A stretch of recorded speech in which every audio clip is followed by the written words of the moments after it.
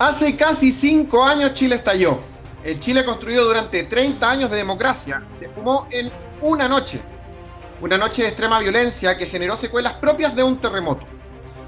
Una revuelta en contra de todo, de todos, y que, para decepción de muchos, fue validada por muchísima gente. Y el país se convirtió en una jungla. Un gobierno extraviado hacía anuncios irrelevantes. La derecha dura se escondió debajo de las piedras. La centro-derecha hacía lo imposible por caerle bien a la masa iracunda. Y la izquierda, la izquierda se volvió golpista. A partir de entonces, la política se trasladó a los matinales, con expertos de mala muerte diciendo que ya habían anunciado que esto pasaría, que Chile sería la tumba del neoliberalismo, que era tiempo de esperanza, que los capuchas de la primera línea cuidaban a la gente de los carabineros o que derrocar al gobierno electo era democracia. Los medios se pusieron de parte de la protesta y se persiguió toda disidencia. Se perdió el pudor y por un tiempo Ñuñoa gobernó de facto. Un show patético de élites progresistas jugando a creerse pueblo. Y ya todos sabemos cómo terminó. Y como en toda fiesta, llegó la resaca. Con la resaca llegó la culpa y con la culpa llegó la reacción. Pero el malestar no desapareció, se hizo más complejo y se complementó con nuevos temores. La violencia, la inseguridad y el desempleo. Pero hasta hoy no hay respuesta. Y aquí hay que agregar que el Estado nos falló. La inteligencia no fue inteligente, la justicia no fue justa y la verdad nunca se conoció. Sí, porque a casi 5 años hay una pregunta fundamental que nunca se responderá y es una deuda fundamental que el Estado tiene con la ciudadanía. ¿Quién chucha quemó el metro? Bienvenidos al 4º capítulo de otro podcast político, el podcast más carismático del sur global.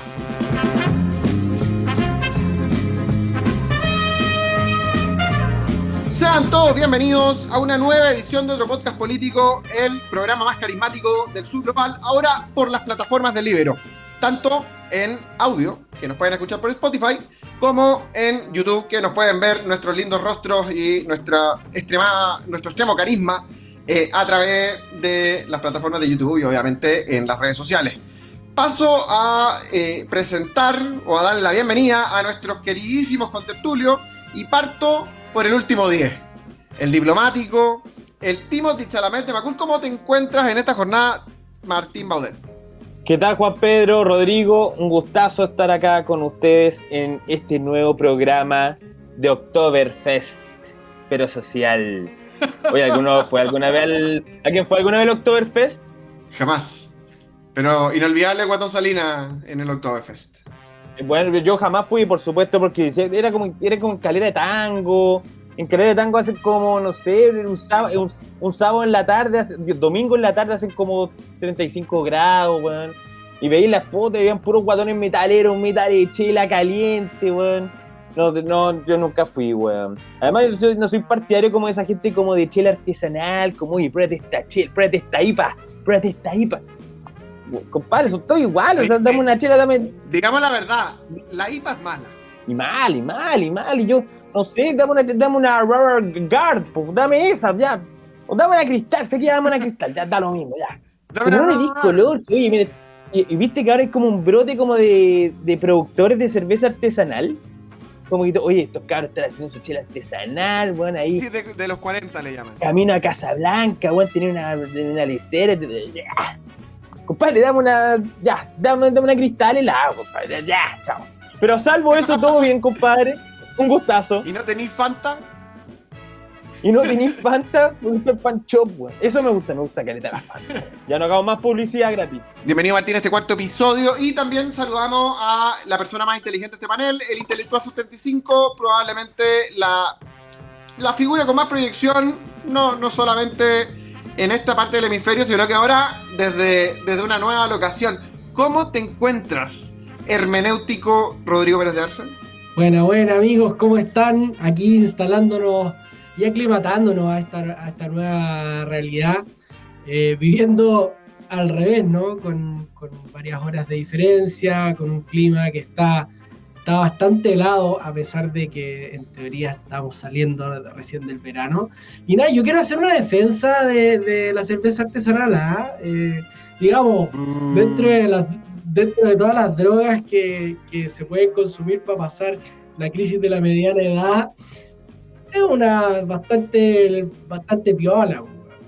Entonces, pueden darse color con la IVA. Sí, es verdad, debe ser la más inofensiva de todas. Se han visto peores. Se han visto mucho peores. Yo he visto algunos que andan ahí viajando, que hacen cositas y nada, una chela más rara y todo bien, ¿no? Se hacen DJ.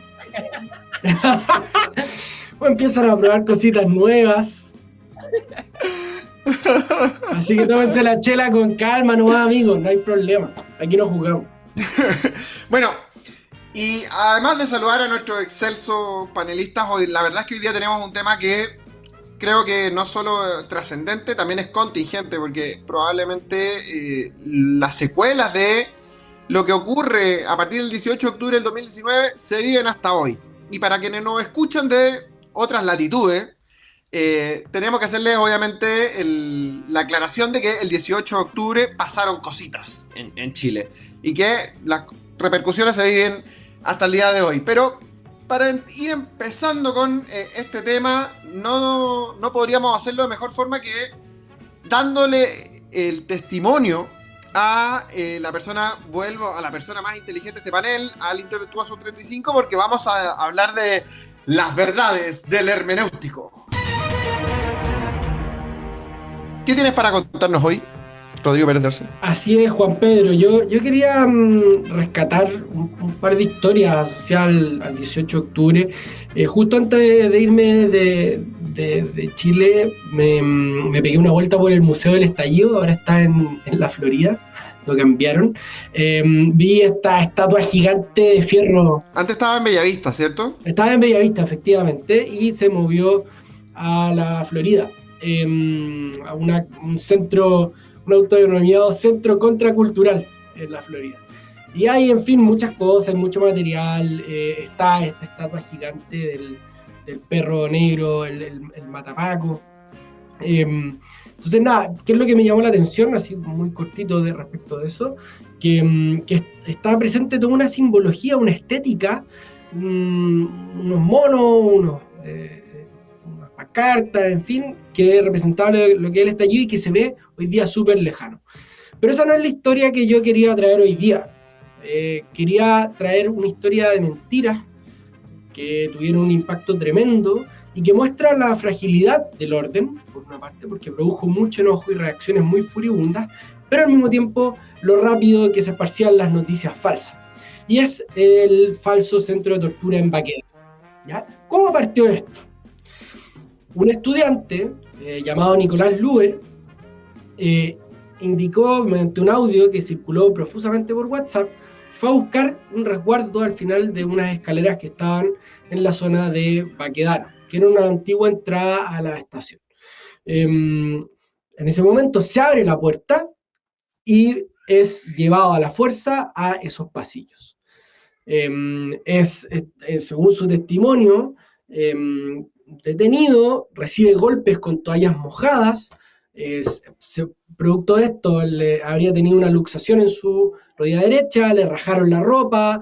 Él decía que vio sangre en el piso, a personas amarradas, colgadas de las muñecas a los ductos de ventilación, y también que había escuchado disparos al interior de esta estación, ¿ya? Importante como contexto también, es cierto que al interior de la estación Baquedano, en uno de los accesos, hay una comisaría, ¿ya? Y eso le daba cierta verosimilitud a lo que este estudiante relataba. O al menos le daba material a las personas que querían creer. ¿Qué es lo que pasó? Cuento corto, los jueces Daniel Urrutia y Darwin Bratti, del séptimo juzgado de Santiago de Garantía, que dicho sea de paso, Urrutia es un juez activista de izquierda, digamos. Uno se mete a su Twitter, los invito a meterse a verlo, y es un tweet de un activista de izquierda, ¿ya? Va Urrutia, va Darwin Bratti, va el director del Instituto de Derechos Humanos, Sergio Mico, y va la Brigada de Derechos Humanos de la PDI, y no encuentran nada. no encontramos ninguna persona que, ni siquiera vestigios, que se hubiera ocupado las celdas que tenían habilitadas en dicha unidad policial por efecto de tener personas detenidas. Beatriz Sánchez, que había sido recientemente candidata presidencial del Frente Amplio, entre muchas otras voces, la verdad es que la arqueología tuitera es bien impresionante, denunciaba un centro de torturas. Sí, torturas en la estación Baquedano por Twitter.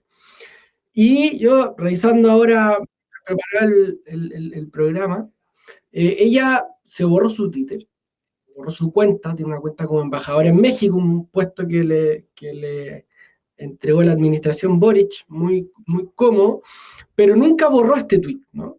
Y esta historia falsa, esta historia de una vulneración brutal, la verdad es que nunca se comprobó. La fiscalía, un par de años después, pidió el sobreseimiento porque no habían pruebas. Pero muestra, yo creo, que en ese momento había una disposición a creer, una disposición a comprar las noticias que se acomodaran a nuestros cánones, a nuestros puntos de vista, muy fuerte, y que yo creo que en buena parte explica la indignación que se produjo y que generó como la chispa que generó el estallido social.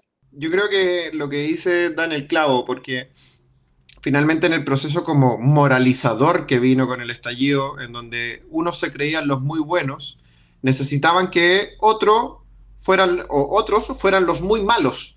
Entonces era parte de lo que necesitaban para articular su relato, que esas cosas existieran. Y como ese caso hay otros.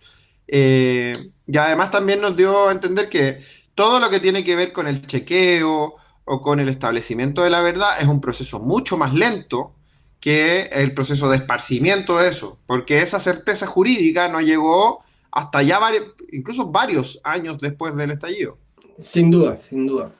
La verdad camina más lento, y eso no solamente para el problema que tenemos con el estallido, que tuvimos con el estallido, sino que en general, al final ajustamos las cosas a nuestros marcos de referencia. Es verdad. Y poco nos importa, digo, no a nosotros, sino que al ser humano está instalado en esas circunstancias, poco nos importa el dato, el hecho, el facto para nuestra audiencia, nuestra querida Mochumba. Muchas gracias, Rodrigo. ¿Tú quieres comentar algo, Martín Baudet, a propósito de la verdad que nos trajo el hermenéutico? Con ese tipo de reflexiones te ponía a pensar quizás en otras revoluciones, grandes hechos históricos, en grandes procesos sociales del pasado, quizás cuánto de lo que nosotros damos por hecho debe ser, pero fantasía pura y mentira pura. De entrada está la simplificación de los relatos. No sé, en las guerras mundiales es muy típico, no sé, pienso en la Revolución Francesa, qué sé yo, que obviamente la versión que llega estos días está muy simplificada respecto de lo que en verdad pasó. Pero también es verdad que hay hitos que podrían haber sido completamente falsos y que pueden haber catalizado o haber sido parte de la trayectoria de esos procesos. Sí, sin duda. Ha sido una excelente intervención, Rodrigo Pérez de Arce. Y ahora, sí señores, sí compatriotas, están escuchando la música que nos indica que viene nada más y nada menos que el WhatsApp colaborativo de el Timothy Chalamet de Macul. Gracias, chiquillos. Ahora lo tengo impreso porque, no sé, alguien dijo, oye, no lo estáis leyendo, así que ahora lo tengo impreso para que no haya duda. ¿Ya? Y en nuestro WhatsApp colaborativo de este capítulo de Oktoberfest, ya, primer saludo, este es un saludo familiar. Mi hermano Raimundo desde Villarrica. Grande Ray, grande el Ray. Ustedes saben que no estamos yendo, estamos dejando Macul, no estamos yendo a Villarrica. Sí, pues así que, mira, mi hermano puso, grande chiquillos, fanático de ustedes desde la temporada 1 con el episodio de Los Prisioneros. Gran episodio. Ese fue un gran episodio. A toda la gente que nos está escuchando, métanse a nuestro canal, métanse a nuestro Spotify y revisen la temporada 1, que está muy buena. Y como al igual que en Game of Thrones, hay que ver la temporada 1 para entender todo lo que se viene. Está de Lolo. Claro, hoy una sugerencia nos dice Raimundo, una sugerencia que no le hemos pedido, ¿ya? ¿Ha pensado en traer invitados al programa? Y bueno, y la verdad es que yo creo que sí, ¿ah? Oye, traigamos algunos cabros de Comando Jungla, weón. Ahora que están sin pega. Traigamos unos cabros de Comando Jungla. Traigan a Mirko. Y les decimos, oye, cabros, nosotros somos admiradores de ustedes, nosotros somos la sub-20 de Comando Jungla, o sea, la sub-30 sub-39 de Comando Jungla. Cabros, vénganse al programa, un programa homenaje, weón. ¿Te imagináis tener ahí un invitado acá? Tenemos a Pinincho, al Pollo Miller, no, estaría espectacular. El que quiera hacer DJ hace DJ, el que quiere abrirse un jean se abre el jean, lo que queráis. Exactamente. Y como me topé en redes sociales hace unos días, el que quiera plata, que quiera plata. Como dice Mirko. Entonces, bueno, gracias Raimundo por tu sugerencia, lo vamos a estudiar. Ahora vamos a nuestro saludo número 2. Héctor desde Ñuñoa. Grande Ñuñoa. Oye, yo no le he contado, pero yo tengo un poco de sangre ñuñoína. Oh. O sea, mi primera polola, ñuñoína. Mi primer colegio, ñuñoíno. Mi fuente de soda favorita, Ñuñoa.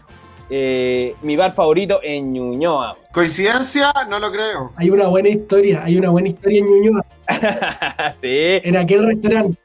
Hay una buena historia que tenemos con Rodrigo en Ñuñoa. No, fuimos con el papá de Martín hace como 7 años.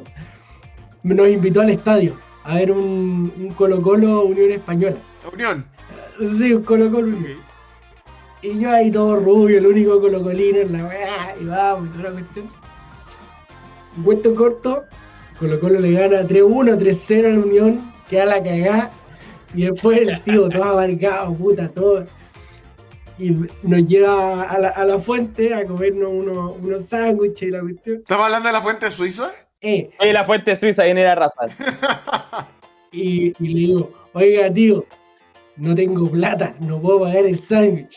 Entonces el tío se llevó la boleta de los goles y la de la fuente suiza, las dos, perdón tío, nunca más se la hago.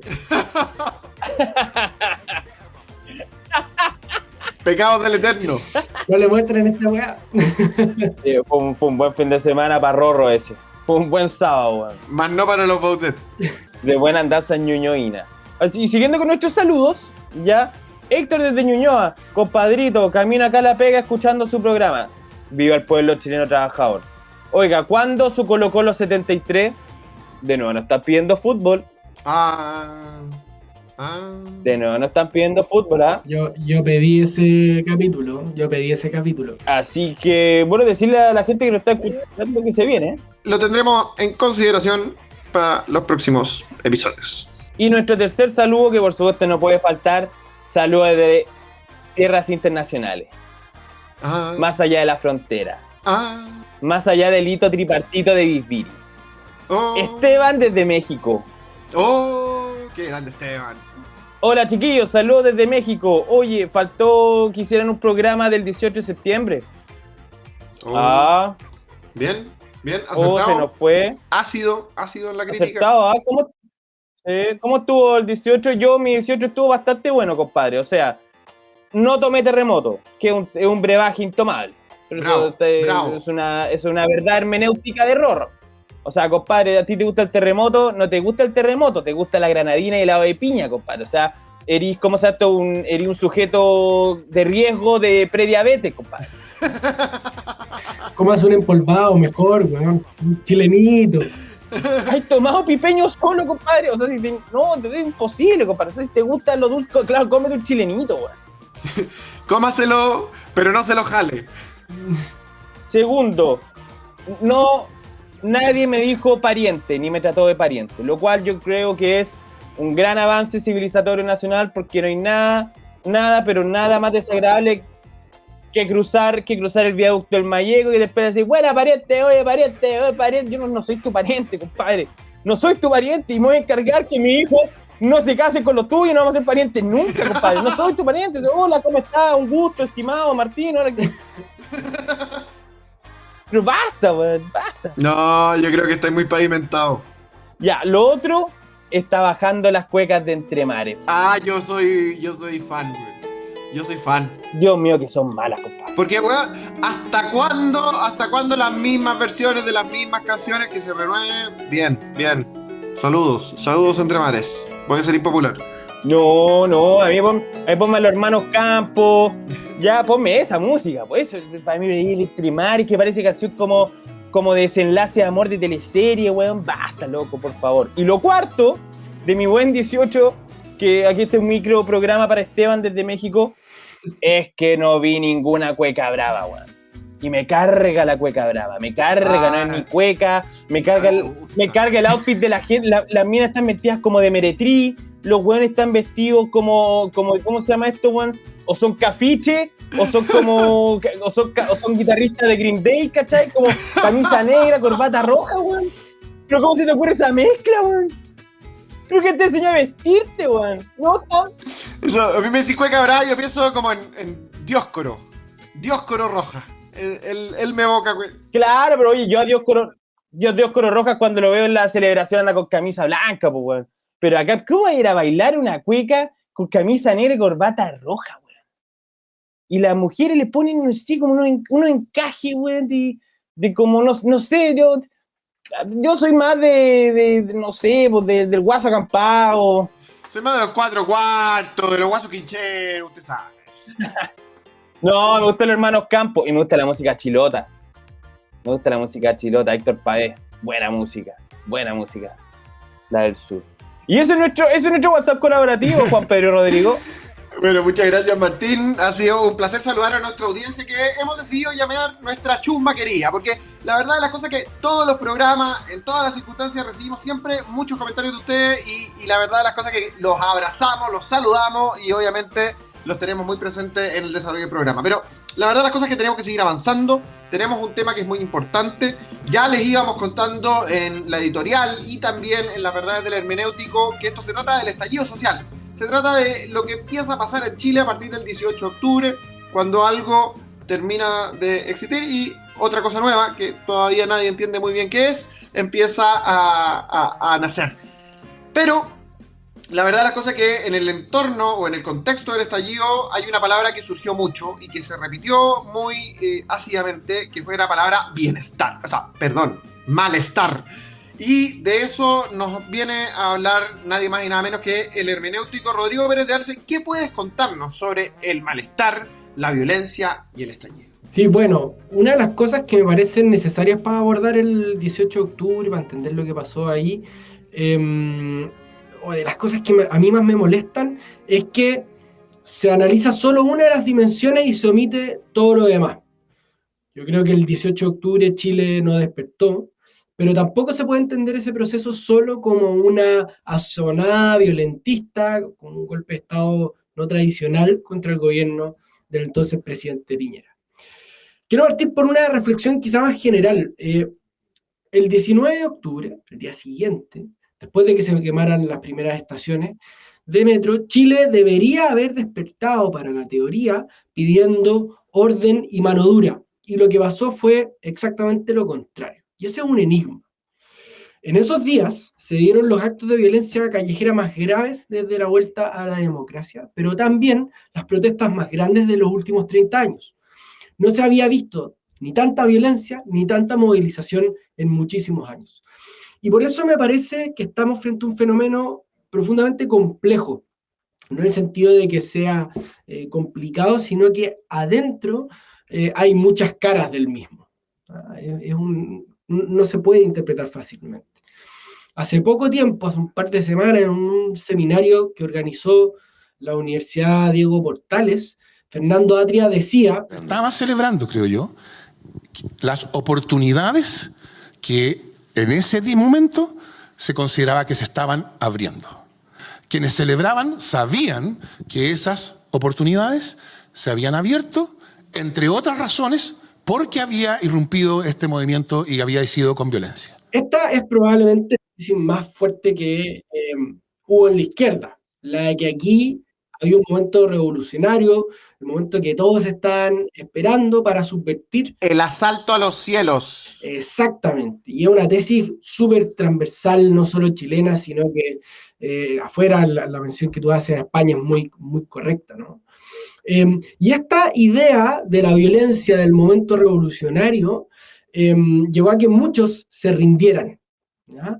En la izquierda, ya mediante un activismo descarado porque era funcional a sus intereses políticos, o mediante un silencio cómplice. Muchas veces se dice que la derecha no logró entender la profundidad del descontento o del malestar, cosa que yo creo que es cierta, ¿eh? Pero la izquierda tampoco logró ver lo que había atrás y interpretó de pasada esta violencia a su conveniencia. Ahora, desde La Moneda, esto se vivió como un drama, ¿no? La violencia brutal de esos días.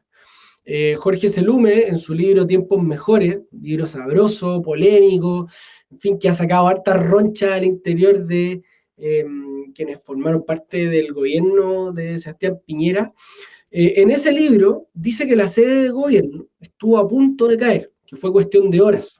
Pero la policía no tenía más armamento para contener un asalto más contra esta primera.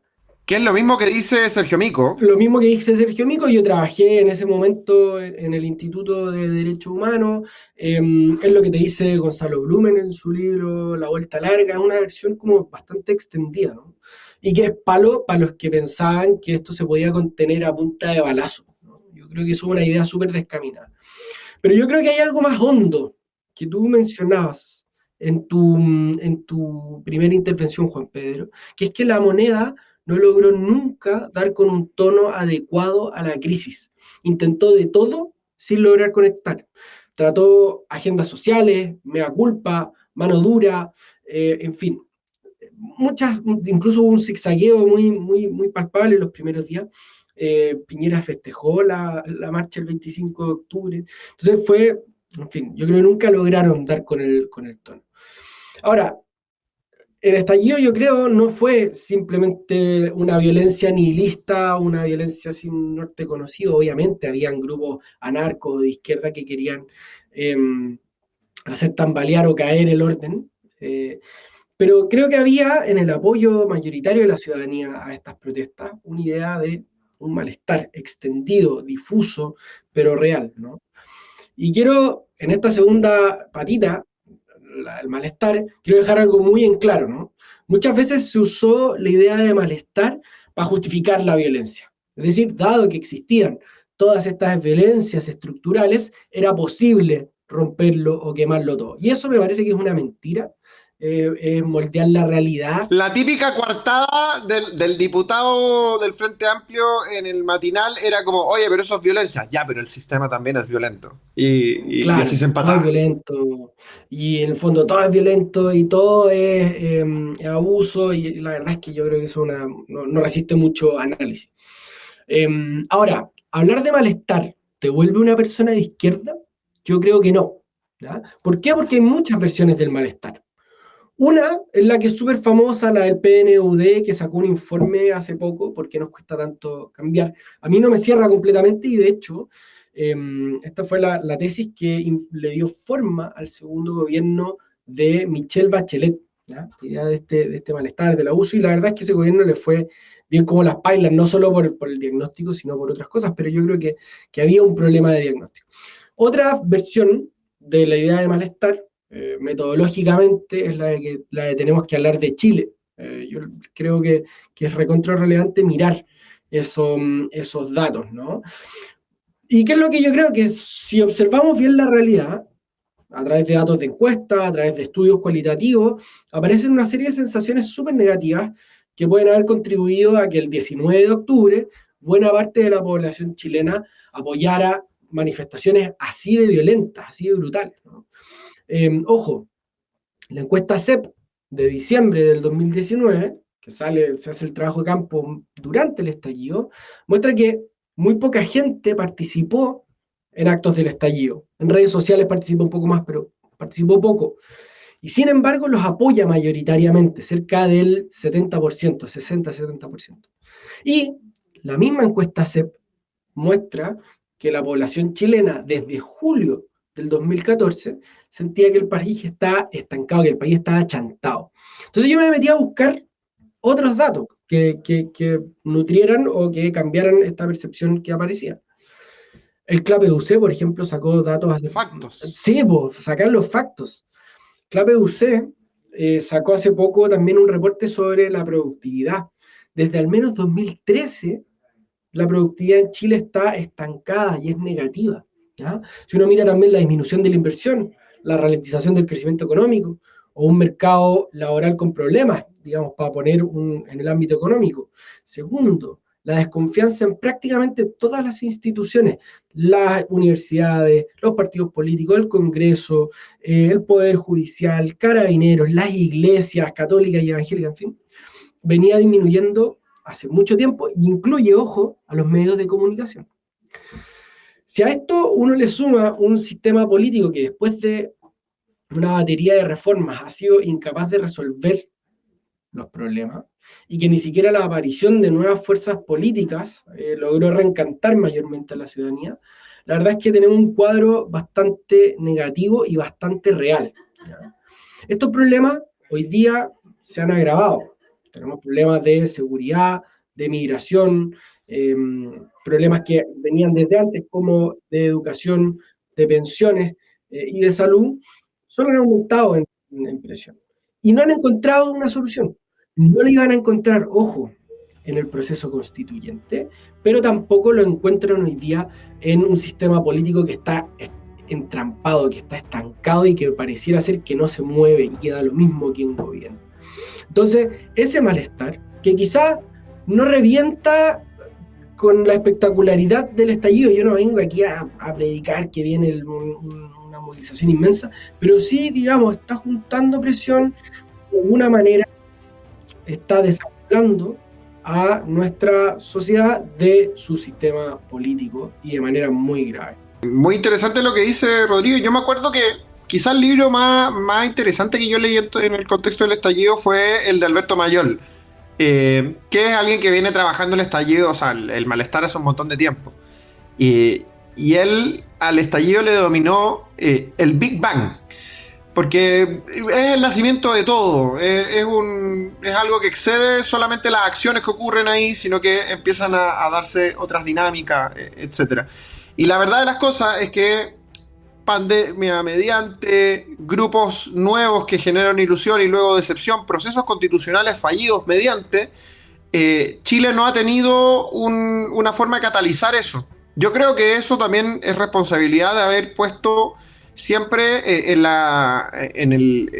el corazón de la demanda o en la instalación de la demanda en el sentido más político, el cambio de la Constitución, que terminó ofreciendo el cielo, y la verdad las cosas que en la práctica no era mucho lo que podía ofrecerse en ese ámbito. Además una discusión bastante árida, difícil, aburrida, y en lo concreto todo sigue igual. Cacha que a mí hay un libro que me gusta mucho del estallido, a pesar de que el autor me ha funado, me ha agredido muchas veces en redes sociales, que es Siete Cabezas, de Iván Poduje. La verdad es que la deriva de él después del 18 de octubre a mí me ha llamado harto la atención. Lo voy a dejar ahí porque después, en fin, no quiero recibir insultos por redes sociales, pero Siete Cabezas es un libro re interesante porque te muestra súper bien como la dimensión territorial del estallido, como cosas que desde las tres comunas, para usar esa expresión medio odiosa, no se ven, ¿no? Lo difícil, por ejemplo, que era para carabineros o bomberos llegar a ciertos lugares, a apagar incendios que habían literalmente en supermercados. Y ese tipo de cosas creo que son una dimensión que se ha ido olvidando de ese proceso coyuntural, ¿no? Ahora, ¿por qué, habiendo pasado ya casi 5 años, todo se mantiene igual? Y no me refiero como han habido cambios y ciertas contingencias, pero en la práctica el malestar se mantiene, y de hecho es más malestar que antes, porque ahora también tenemos el problema de la seguridad y tenemos más problemas con la migración y tenemos más problemas de los que teníamos antes, en lugar de tener menos. Bueno, las últimas semanas han mostrado eso, una cuestión bien heavy, que es que, por ejemplo, así las últimas semanas, el tema de la Universidad de San Sebastián y de Chadwick y de Marcela Cubillo se tomaron la agenda. Al mismo tiempo tenía ahí números de homicidio y de violencia totalmente desbandados. Un caso hace un tiempo en un CEFAM, con una balacera totalmente demente, bajos de Mena. Y yo creo que hay un desacople entre el sistema político y la sociedad, pero además creo que el sistema político en sí tiene un problema, que es que en el fondo hay incentivos para que las fuerzas políticas se tiren los melones y los camotes por la cabeza antes de buscar construir mayoría, ¿no? Y esa es la parte que yo creo que sí exigía una reforma política, ¿no? Quizás no una nueva constitución, pero sí me pasaba que por ahí estaba. Pero te agrego el punto de que con los dos intentos constitucionales, ninguno de los dos proyectos resolvía ese problema. No, pues, no. Ninguno. Uno estuvo más cerca Ninguno de los dos. pero no. O sea, hay un problema que es evidente, que todos dicen, pero que nadie quiere tomar, por alguna razón, que desconozco. Pero por alguna razón eso no se ve, y el malestar sigue ahí, probablemente con más agravantes que antes, pero sin soluciones a la vista. No, o sea, a ver, perdón, Juan Pedro y Rodrigo, yo, por supuesto que el malestar sigue, y después de la pandemia, todo lo que era supuestamente condiciones materiales que generaban el malestar se agravaron completamente. Y si tú lo veis, ponte tú a modo de ejemplo, en el tema de la vivienda, todos los datos son catastróficos. O sea, después de la pandemia, el aumento de tomas, de campamentos, de poblaciones se dispararon nuevamente. Se llegó prácticamente a la misma cifra que estábamos en la década de los 90, ¿ya? ¿Para qué hablar con cómo se llama esto, con el problema de habitacional que hay hoy en día en Chile? O sea, todos esos problemas se han agigantado, el malestar existe. Yo lo que creo es que la gente, para salir a la calle, necesita tener una razón para salir. Y probablemente esa razón es una persona y una cara y un apellido. Los dos gobiernos de Piñera lo demuestran. O sea, tú tienes que...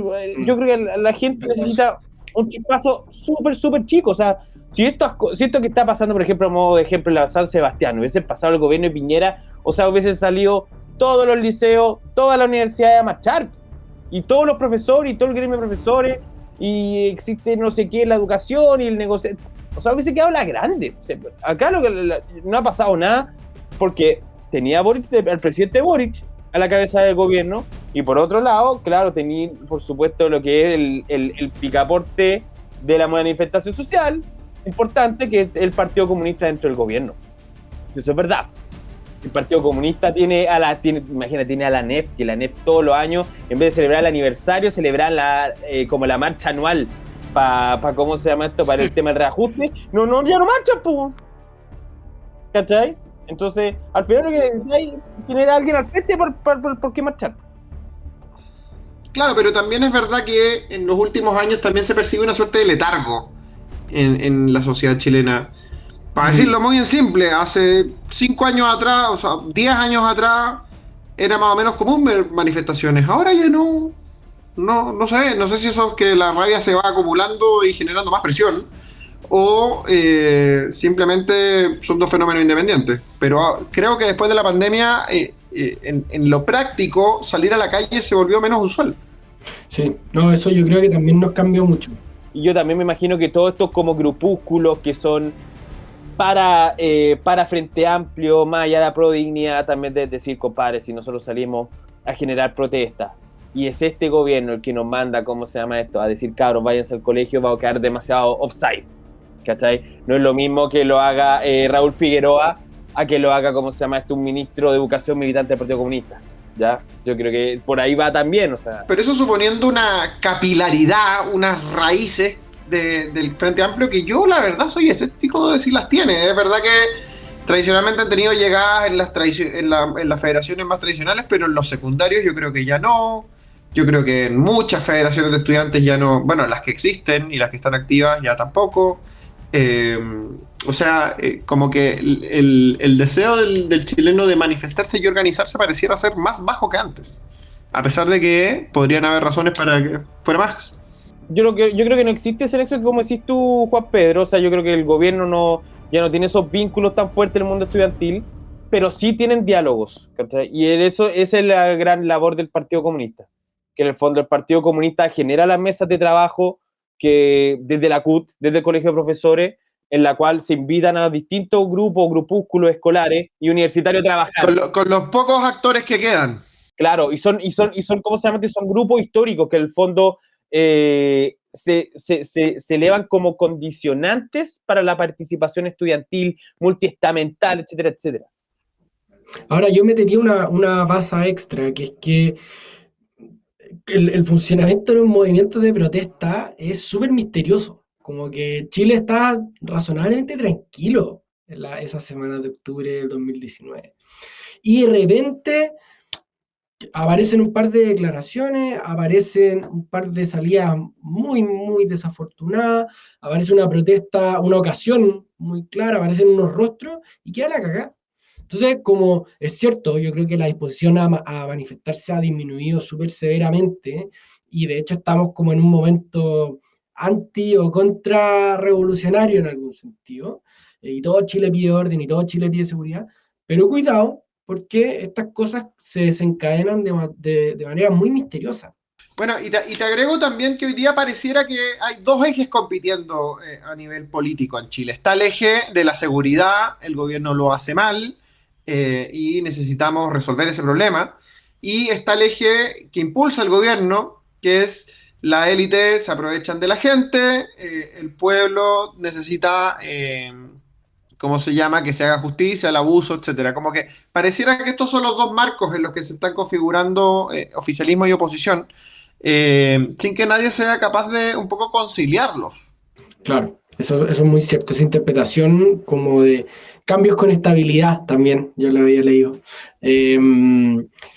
O cambios estabilizadores, como que nadie lo logra, nadie logra así como dar con ese tono. No, y otra cosa es que alguien lo diga, pero si lo dice no necesariamente lo votan, ¿vale?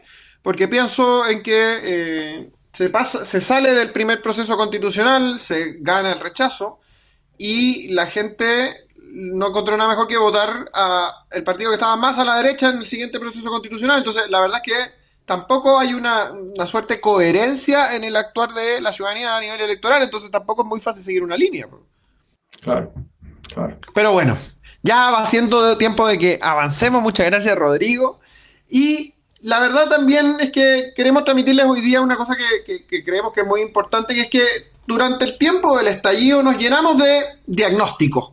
Gente que venía, aquí te las traigo, Peter, para darnos diagnósticos muy, no sabría cómo describirlo, podríamos decir que era muy pretencioso o diagnósticos que finalmente no se correspondían con lo que estaba pasando, sino con lo que ciertos sujetos deseaban que ocurriera. Y para eso tenemos al Timothy Chalamet Macula, Martín Baudet, el último 10, que nos trae la arqueología Kuma de las interpretaciones que hubo en torno al estallido social. Martín. Gracias, Juan Pedro. Oye, yo me interesé en que hiciera un programa de este tema, porque me acordé una vez, no sé, tipo 2000, a mediados del 2020, yo creo que me acuerdo que iba a carrete y eran como las 3 de la mañana y en estas conversaciones como ya innecesarias, llegaba gente y me decía, oye, qué brígido el estallido, güey.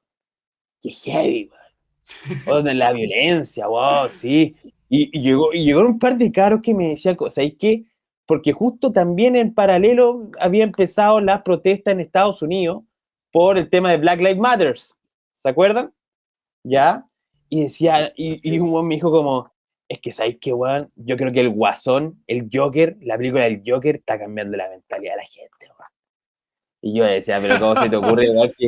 ¿Cómo se te ocurre que, ya, bueno, ya, ¿cómo se te ocurre una película? Ya, bueno, ya, ok, ya.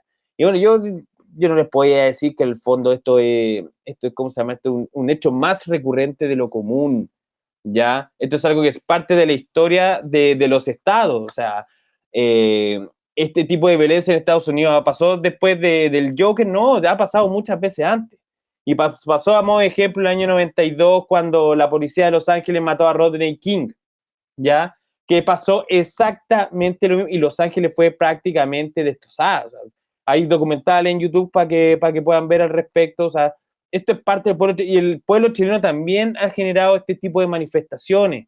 Comenzaron muy fuerte el año 83, cuando comenzó la crisis económica en dictadura, que volvieron las movilizaciones sociales. Ya hay marchas, pero de ¿cómo se llama esto? De un contingente muy importante. hay imágenes de moría mucha gente en estas manifestaciones, ¿ya?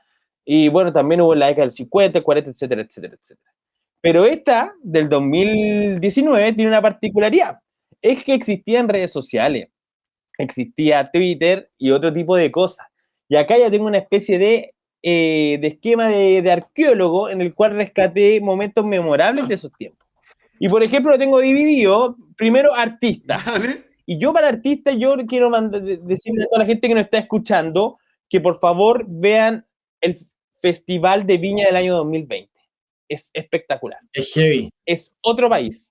Es un país completamente distinto a que vivimos. O sea, miren, ¿qué les puedo contar? Por ejemplo, la gente da declaraciones como intentando congraciarse con la gente, con el público, con el pueblo. Por favor, recordemos cómo Kramer perdió su carrera después de eso. No, espérate, este espectáculo, mira, ponte tú la Denise Rosenthal, dijo que no iba a la gala porque el Festival de Viña ahora tenía que reivindicar la cultura, la congregación y la unión, y la gala del festival ya no hace eso. Después llegó el Canela. ¿Conocen al Canela? Famoso. Al de Noche de Bruja.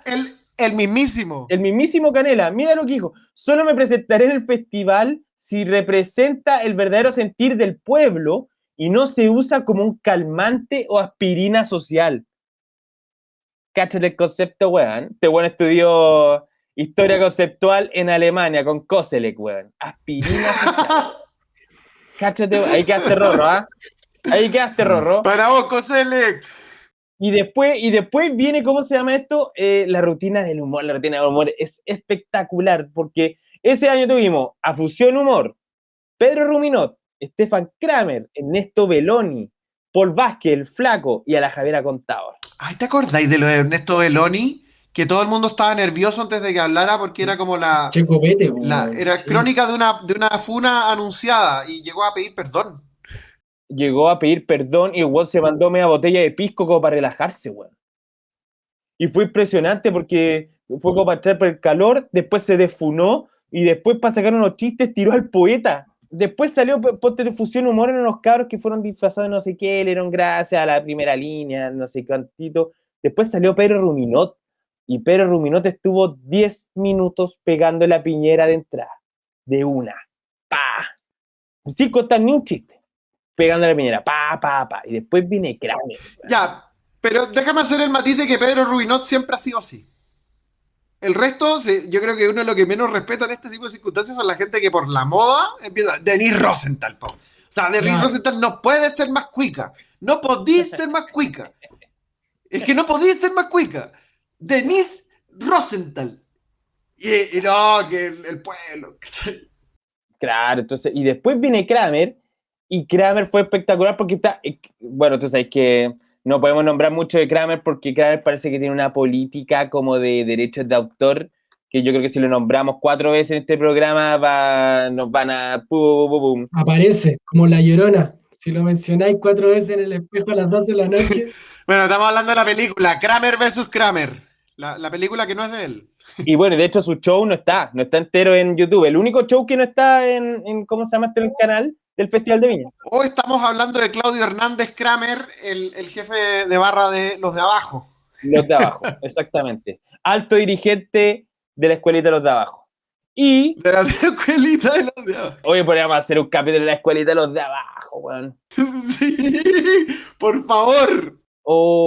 Y todo el entramado que había con los caros de los de abajo, cuando se juntaron para el partido por Pinochet, cuando que eran como amigos, de Alberto Espina, Con Pancho y con Malo. Pancho, claro, bueno, vamos a hacer un programa de esos, bueno.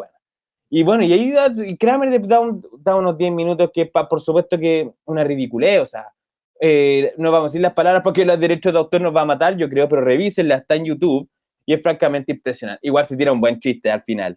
Se tira un chiste el profe Massa que es bien bueno. Sí, no sé si tengo buena esa rutina igual, ya. Le di like.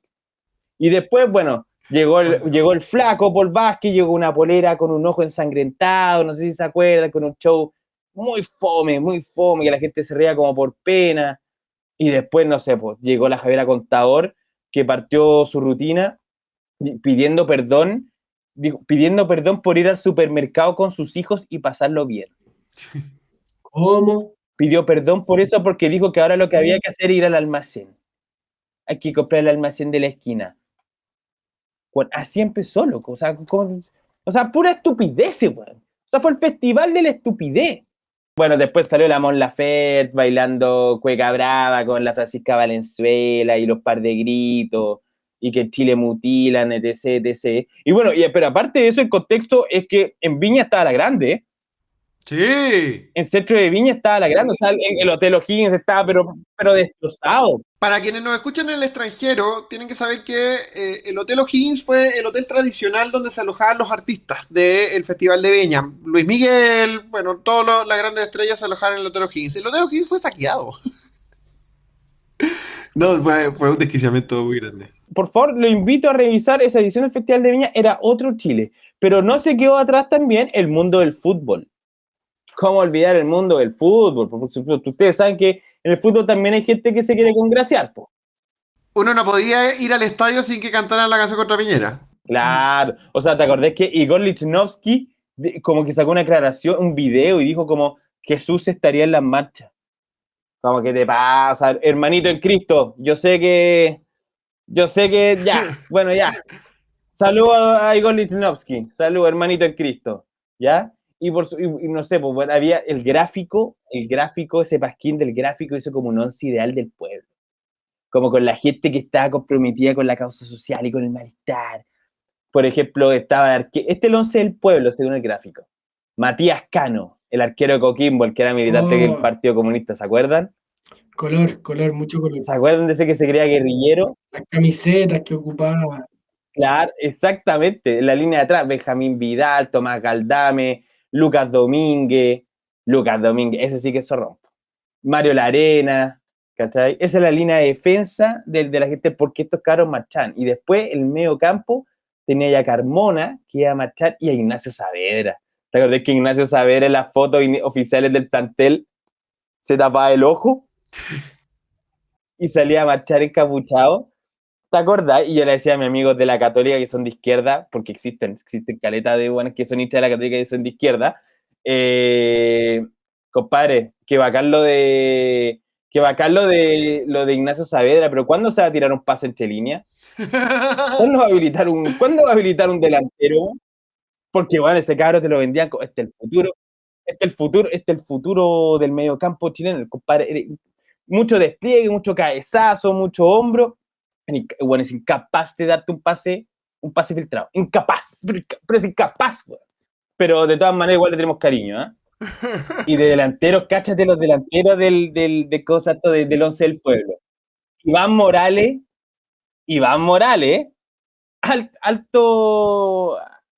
alto pulento del Albo campeón.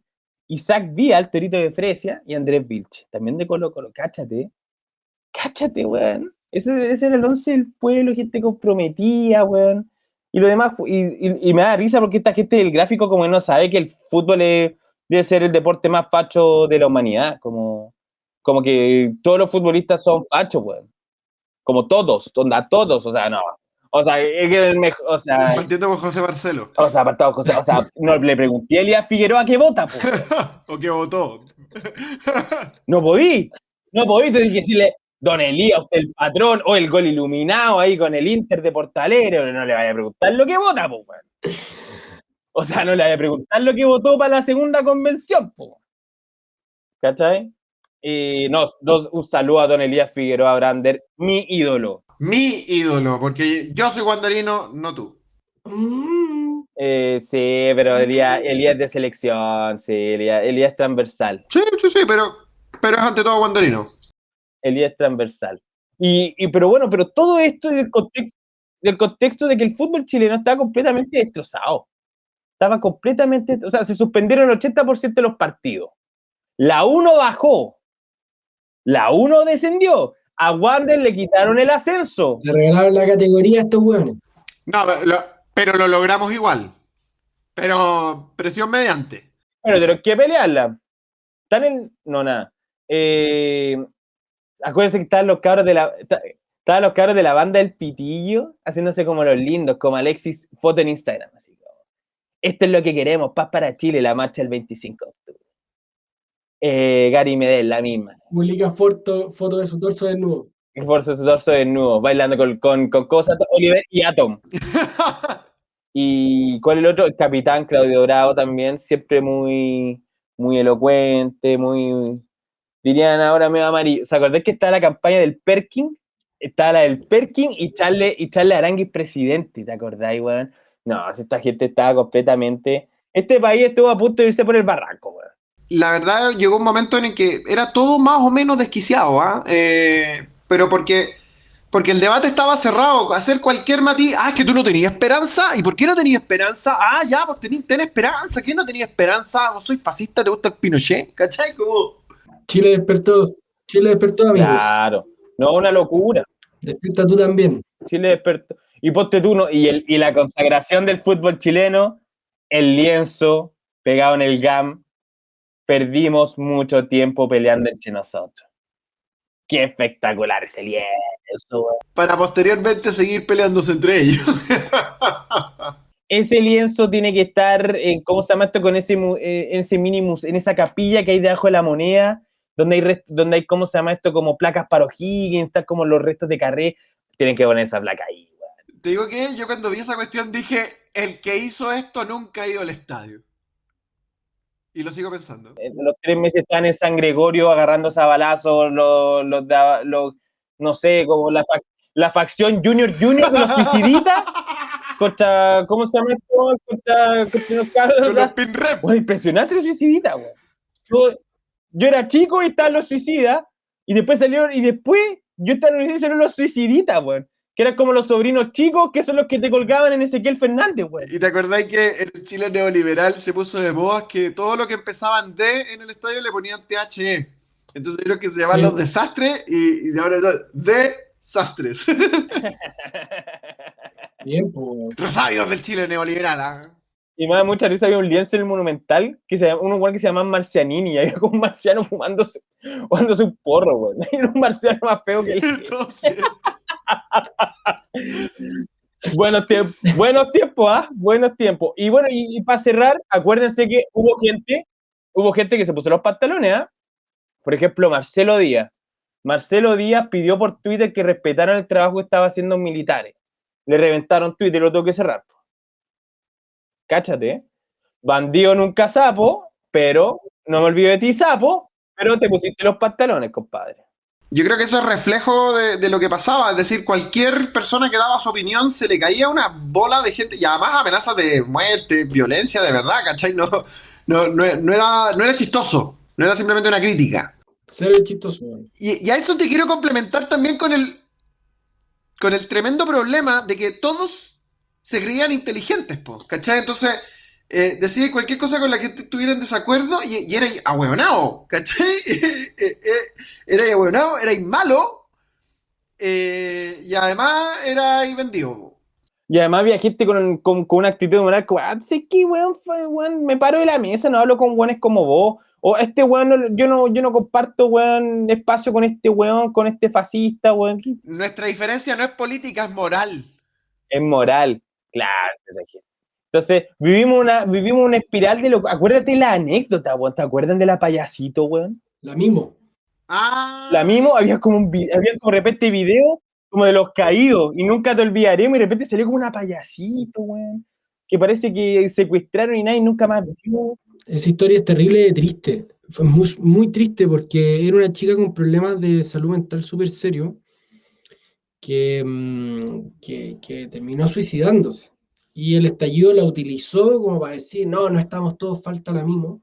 Y no era así. La familia después sacó un comunicado desmintiendo toda esta cuestión, que, de nuevo, como hablábamos al principio del programa, durante el estallido se esparcieron muchas mentiras, muchas cosas que no eran verdad y que quisieron creer que eran verdad. Y quiero poner una cosa, quiero meter un último pelo a la sopa.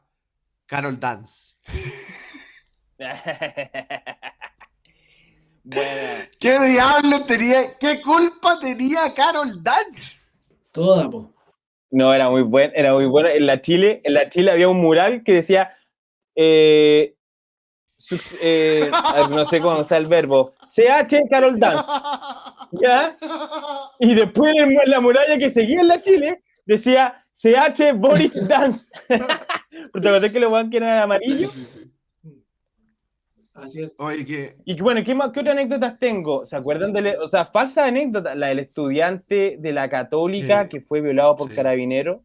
Maureira, acuerdan de esa? apellido. ¿Se acuerdan de esa? O otra mentira, o la de los crucificados en la comisaría 43 de Peñalolén. Oh, que envejeció como el hoyo esa idea. El centro de tortura que habló Rorro al principio del programa en Metro Baquedano, ¿no es cierto? ¿Te acordáis de la amiga Grita tu Ruth? Amiga, grita tu Ruth. Amiga, grita tu Ruth. Y bueno, y esas son las grandes anécdotas que tengo, porque, mira, de políticos, ¿qué te puedo decir? El de denuncia de tortura en la estación Baqueano fue una cuestión que hizo famosa. Parlamentarismo de facto, inolvidable. Claro, que hizo la famosa Beatriz Sánchez. ¿Se acuerdan de Beatriz Sánchez, candidata a presidente? ¿No es cierto? Nicolás Grau, el ministro de Economía, pacos criminales y asesinos. Espero que todos ustedes y sus jefes políticos paguen de una vez. Dios mío. Julieta Brodsky, exministra. Ya no puedo ver más videos de Paco y Milico golpeando y matando gente. ¡Qué horror! CTM. Javiera Toro, exministra de Bienes Nacionales. Es ministra. CTM, Paco descontrolado. O sea, no, ya. Ana María Gamuri, Milico asesino, punto y coma. Legalicen la marihuana. No, mentira. Oye, lo que sí encontré es que revisé las fotos de la diputada Gamuri. Y en todas las fotos está en Plaza Baquedano, Plaza Dignidad, en Dignidad, como decían antes, y estaba vestida igual que todo el mundo, y andaba con cosas, con una bandana, con unos cogollos, pues, weón. La bandana tenía como dibujitos de cogollos, plantitas como hojitas de marihuana, weón. Y sacaba las fotos, bueno. Inmadura, pero persistente. Revisen su Twitter, weón. Revisen la foto en Plaza Baquedano, todo ahí, weón, marchando, y está la diputada Gamuri, weón, con una bandana con puros cogollos, con cogollos dibujados, con motitas dibujadas. Impresionante. Saludos a la diputada, ojalá no esté escuchando. Y bueno, y el director del metro, que ahora es director del metro, evadir, no pagar, otra forma de luchar. Buena, bonito Chile. Está bonito Chile, ¿ah? Nos tocó súper... Todos nos volvimos un poco locos en esa época por razones diversas, pero yo creo que para marcar un último punto y ya empezar con el cierre, porque nuestra chumaquería ya tiene que avanzar en otros programas o hacer cosas de otro tipo.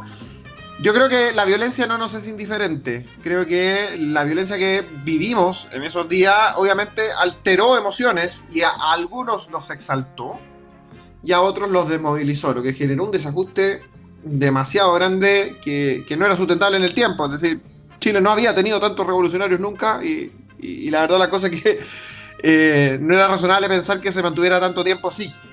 Y al mismo tiempo, la gente que estaba más interesada en el orden, qué sé yo, ¿se acuerdan de los chaquilecos amarillos? Que tuvieron muy mala prensa en un principio, pero que era una forma como la natural reacción de la gente que quería cuidar un poco los servicios o su barrio, tendió a desmovilizarse. Es decir, de hecho, recordemos que el candidato José Antonio Kast convocó una marcha que después, por razones desconocidas, suspendió en Baquedano. Entonces, lo que quiero decir es que yo creo que no es inocuo el nivel de violencia que vimos y la reacción que eso generó en un montón de personas dentro de la población que obviamente desajustó el equilibrio político del país. Y ya va siendo hora que vayamos al cierre, porque la verdad la cosa es que podríamos estar, yo podría estar 10 horas más, pero hay muchas cosas que hacer, hay gente que tiene que avanzar en otras labores y ya va siendo hora de que podamos dar nuestras palabras de cierre, así que Rodrigo Pérez de Arce, el hermenéutico, por favor, palabra al cierre. Yo quiero cerrar con un tirón de oreja. Quiero hacer un tirón de oreja a todos mis colegas cientistas sociales que en vez de analizar con la cabeza fría lo que estaba sucediendo en Chile, en vez de mirar incluso sus causas profundas, en vez de auscultar la realidad social, poner la pelota al piso, eligieron el activismo y eligieron muchas veces comerse noticias falsas, muchas veces confirmar sus tesis preconcebidas, en muchos casos sin ninguna responsabilidad, haciendo lo que el gran Max Weber llamaba profetismo de cátedra. tratar de usar el podio que uno ocupa para hacer catecismo. Y la verdad es que yo quiero reivindicar, digamos, la frialdad y la prudencia cuando analizamos los fenómenos sociales. Esto corre para la academia, obviamente, también para la política. Y, como hemos dicho en muchos programas, la democracia es un bicho muy raro en la historia de la humanidad. Y hubo gente que estuvo dispuesta a verla caer con tal de hacerle un punto, un rayón al gobierno, ¿no? Esto no quiere decir que el estallido sea todo de izquierda, todo de manipulación, pero sí hubo gente que estuvo dispuesta a usar esas fuerzas sociales con tal de ganar un par de votos, de ganar un poco de popularidad, de ver a quien les caía mal en el suelo. Así que esas son mis palabras al cierre por el día de hoy, Juan Pedro. Muchas gracias, Rodrigo. Mención honrosa para el presidente cuando no encontró nada mejor que ir a gritonear a un militar a la Plaza Baquedano. ¡No pueden militar en la calle! ¡No pueden estar los militares en la calle! Martín Baudé del Último 10, ¿cuáles son tus palabras al cierre? Yo también quiero hacer un tirón de orejas, pero yo quiero hacerlo a mi sector político, a la derecha y a la centro derecha. Ya hay un grupo social en Chile, esto es un facto, hay un grupo social en Chile que vive en 3 comunas, que veranea en ciertos balnearios, que asiste a ciertos grupos de colegio, que se mezcla con cierto tipo de gente y que no cruza más allá de ciertas cuadras, y que dentro de esos cruces no cruzan Plaza Italia, no bajan de Plaza Italia. Es una provocación probablemente para mucha gente en este país, teniendo la desigualdad que tenemos, que esa gente que nunca ha bajado de Plaza Italia lo haga por primera vez en su vida y lo haga para mandar o gobernar. Ese es un problema, ¿ya? Ahora, de ese grupo hay gente que es muy valiosa, pero no puede estar constituido por tu grupete de amigos.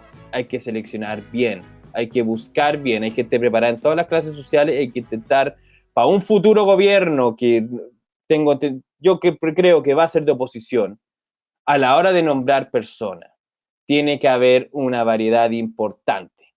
Tiene que haber un crisol en el cual esté reflejada toda la realidad de Chile y los más capaces para que puedan generar un gobierno que permita unidad dentro de todo. Porque cuando no se logra eso, y cuando se pasa a llevar ciertas sensibilidades, hay gobiernos que en vez de unir a los chilenos, los desunen. Y eso va a ser una tragedia que pasó en el segundo gobierno de Sebastián Piñera y que puede repetirse si la gente que queda a cargo en un par de años no toma las precauciones del caso. Eso, Juan Pedro. Muchas gracias, Martín. Y simplemente para cerrar y para complementar, yo creo que así como hicieron un tirón de oreja a la centroderecha, a la derecha, a los cientistas sociales, yo creo que también hay que decirle a la élite económica, ojo que no puede seguir todo igual, porque es poco sustentable en el futuro, y si no se hacen cargo cuando la cosa está calmada, puede venir cosas peores. Y sin más que agregar, saludando a nuestra chusma querida en este programa que no solo viene a opinar, sino a describir hechos, decir verdades o declamar factos, les enviamos a todos el más grande de los saludos en el programa más carismático del subglobal, otro podcast político. Soy Juan Pedro Liurch.